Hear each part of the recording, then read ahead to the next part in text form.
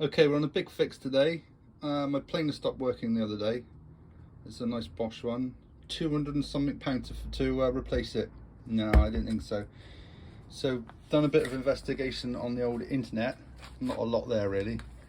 So, inside you will find this electronic plate. Okay, so from the cheap ones that I've seen on the internet, the cheap Makita replacement or you know, the knockoffs, they've got no electrics in here. Now the only thing that I can think of that in this Bosch one we've got these two wires here, which I can assume are sensor wires. They go to the middle section of the two prongs inside the battery, so that is those two there. Now I'm just assuming that this unit here does a couple of things. It gives you a battery cut-off when the battery gets low, so it just stops working before the battery gets completely depleted.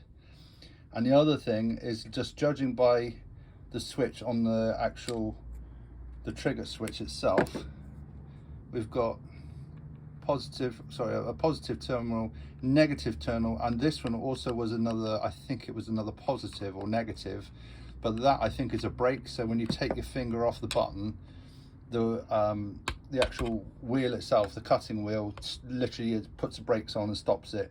So that's basically what we've got inside. Now, I'm a bit limited on the electrical side of things, so I don't really know insides of the electronics, exactly what they do and everything.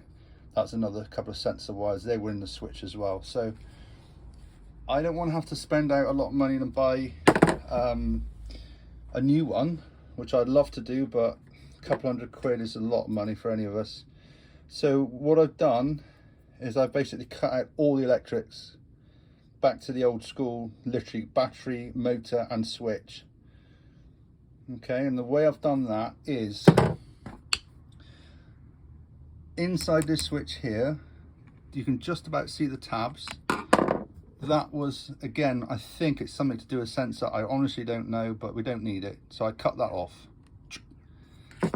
Now, the positive and negative poles on this switch are the middle one and the one closest to us, which I'm pointing at. There's literally a little rocker there that switches from this side to this side. Okay, so the way I've bypassed it is I've taken both the motor wires off.